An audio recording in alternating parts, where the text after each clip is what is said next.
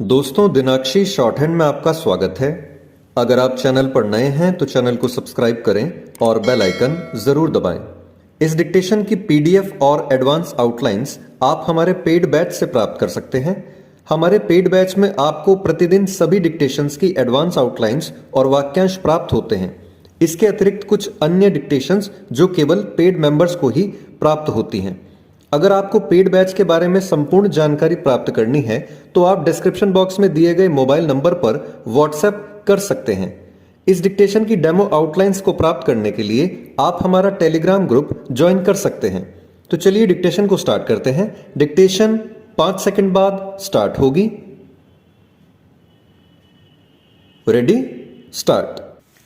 अभी माननीय मालवीय जी ने एक बात की ओर संकेत किया कि इस समय देश में संविधान की चर्चा जोरों पर है। मैं स्वयं भी एक दो अवसरों पर इस प्रकार की चर्चा कर चुका हूं कि संविधान में अवश्य ही संशोधन होना चाहिए। अभी कुछ समय पहले मैंने एक चर्चा की थी जिसको संक्षेप में फिर कहना चाहता हूं कि केंद्र सरकार को या केंद्र को मजबूत होना चाहिए।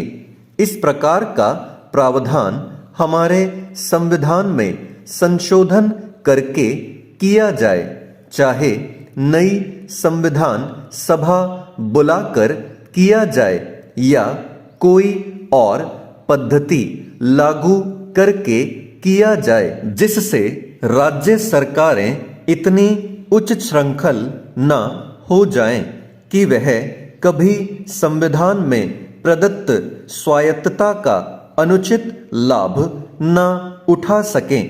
मैंने जिस समय यह बात कही थी उस समय यह भी कहा था कि मैं केवल इस बात को भविष्य की दृष्टि से नहीं कह रहा हूं, बल्कि कहीं कहीं इस प्रकार की सरसराहट प्रारंभ हो गई है।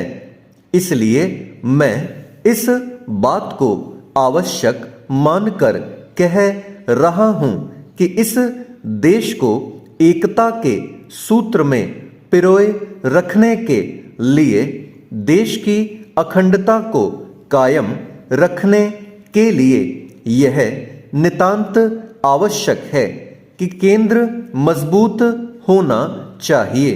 राज्य सरकारें एकदम इतनी स्वतंत्र न हो जाएं कि केंद्र के निर्णयों की भी अवहेलना करती चली जाएं। उस समय मैंने कुछ उदाहरण भी दिए थे जिनको यहाँ दोहराने की आवश्यकता नहीं। इसी तरह से मैंने कहा था कि योजना तो केंद्र के हाथों में हो और बहुत सी चीजें जैसे अंतर प्रांतीय जल विवाद है, ये केंद्र के हाथ में रहे ताकि देश को केंद्र की दृष्टि से भी हानि न उठानी पड़े। किंतु अब जो प्रश्न विचाराधीन है वह यह है कि संविधान में अगर कोई इस प्रकार के संशोधन की बात आए, जैसे लोकसभा में एक विधेयक पारित हुआ लेकिन राज्यसभा में उसको उतना बहुमत नहीं मिल पाया, तो यहां से वह विधेयक पारित नहीं हो पाएगा। श्री भूपेश गुप्त से मैं अधिकांश विषयों में असहमत रहता हूं, लेकिन यह जो विधेयक उन्होंने रखा है, जिस पर खुले मस्तिष्क से यदि सदन विचार कर सके तो उसमें आपत्ति क्या है। थोड़ा बैठकर इसकी संभावनाओं पर विचार करना चाहिए और मैं समझता हूं कि यह बात इस प्रकार की नहीं है जिसको स्वीकार न किया जा सके।